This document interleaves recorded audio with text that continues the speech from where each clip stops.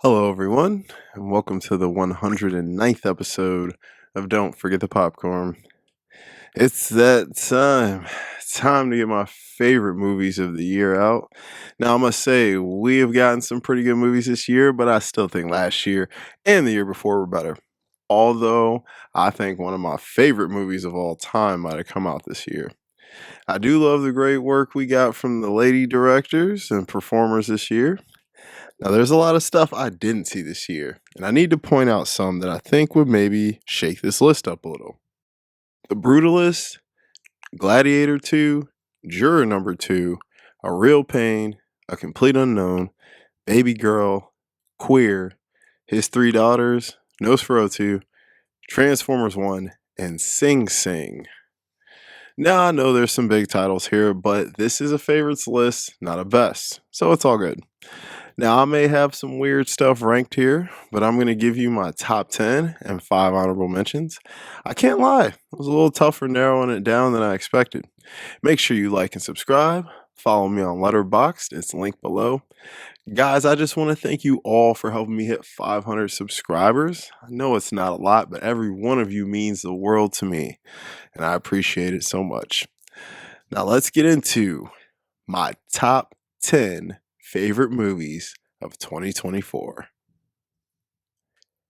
Number 10, Blink Twice, directed by Zoe Kravitz. One of the more fun yet disturbing films of the year, Zoe Kravitz in her directorial debut gives us a ride on a thriller twist with some relevancy to the real world. Channing Tatum is playing a good role here as a villainous billionaire. We get a stellar performance from up-and-comer Adria Arjona, who I think is going to have a big career. We may talk about her later on this list.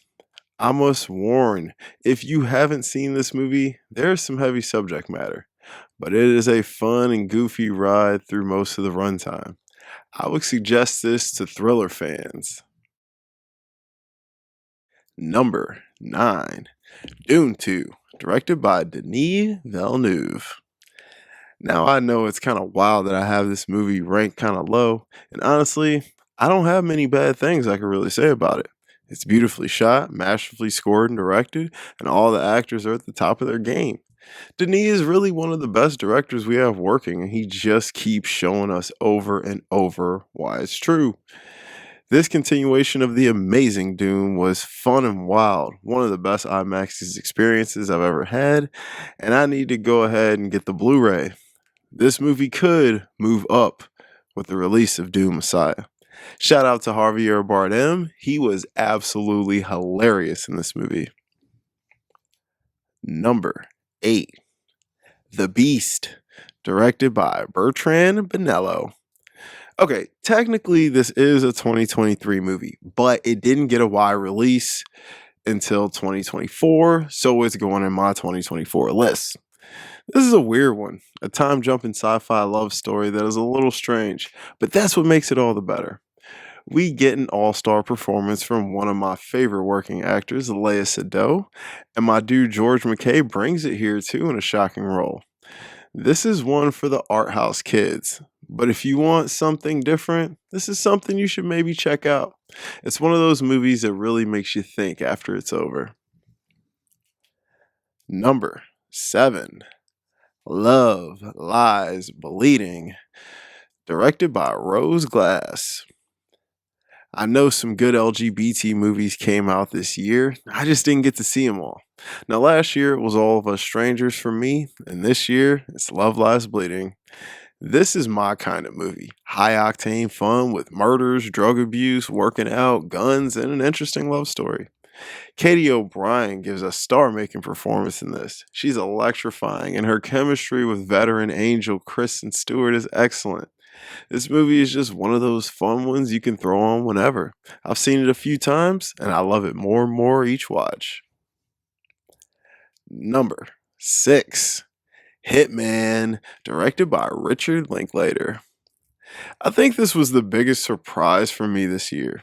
A movie written by one of the most promised up-and-coming actors, Glenn Powell, and veteran director Richard Linklater, about a fake hitman who busts people who are trying to get people whacked. This movie is freaking hilarious. It's a weird comedy because it does get a little dark at times, but I think this is easily one of the most enjoyable and rewatchable movies of the year. Glenn Powell is a star. He's the only reason Twisters and Anyone But You are even watchable. And like I said earlier, Adria Arjona is incredible in this as well. Her and Glenn have incredible, sexy, and playful chemistry. Linklater just keeps proving over and over why he is one of the best to ever do it. Cranking a movie out from any genre. Number 5. The Wild Robot, directed by Chris Sanders. Now, I still didn't see Moana 2, and I did like Inside Out 2, but The Wild Robot was the animated film this year. This emotional but funny movie about a robot who adopts a duck is one of the year's best without question. It's got some of the best voice action I've heard in a while, with Lupita bringing it hard as the robot. This is one that might make you cry. It's written and directed beautifully, and it's going to be hard for them to match this one on the sequel. If you have kids, definitely watch this with them. You guys will have a moment together. Number 4. Saturday Night, directed by Jason Reitman. I was excited for this movie when I heard about it. I'm not even an SNL guy, but I just knew this would be good. This movie is one of the funniest yet most tense of the year. It keeps you on edge the whole time, and it takes place in only a few hours. Jason Reitman handles this ensemble of guys very well. We have a bunch of young stars in the making here. Dylan O'Brien and Corey Michael Smith are absolutely incredible, and of course, my girl Rachel Sennett is fabulous as always. We also get some great veteran performances from Willem Dafoe and J.K. Simmons. This isn't going to be everyone's cup of tea, but I think it's a fun time capsule ride into one of the most historic things to ever hit pop culture. Number 3. Anora, directed by Sean Baker. This was my most anticipated movie of the year. Sean Baker is one of my all-time favorites, and he doesn't miss again. I expected this to be number 1, but it wasn't. Still, one of the best of the year, no questions asked. Sean knows how to make sex work and everyday slice of life movies feel so normal. He humanizes these characters to the point where they feel like family. Honora is a dark Cinderella story, a screwball comedy for the modern day, but it hits hard and deep. It's a humbling movie to put us in our place. Mikey Madison gives a star-making performance, and this film is going to do very well this award season. I think Sean Baker is one of the greatest directors we have in the making. Keep busting them out, my guy. Number 2. Challengers, directed by Luca Guadagnino. This was one of the more talked about movies in the first half of the year. I remember when it came out, everyone was raving about it, and I was like, we'll see. Until I saw it was Luca Guadagnino. He's one of the best working from Italy right now. Honestly, I think this is his best film. Even better than Call Me By Your Name, which is a great and beautiful film. Challengers hits all the beats. It's tense, funny, and sexy. A slightly homoerotic movie about a love square, not a triangle. Who's the fourth? The game of tennis. This is one of the best sports movies ever made, really, because it sharply uses tennis as a metaphor for so many things in life. Zendaya, Mike Fast, and Josh O'Connor give all-star performances in this movie. If you haven't seen this yet, make sure you watch this one. All right, guys, before we get into our number 1 pick, we have 5 honorable mentions, no particular order. Monkey Man, directed by Dev Patel. Conclave, directed by Edward Berger. A Different Man, directed by Aaron Schemberg. Dee Dee, directed by Sean Wang. And Terrifier 3, directed by Damien Leone. All right, guys, top of the mountain, number 1.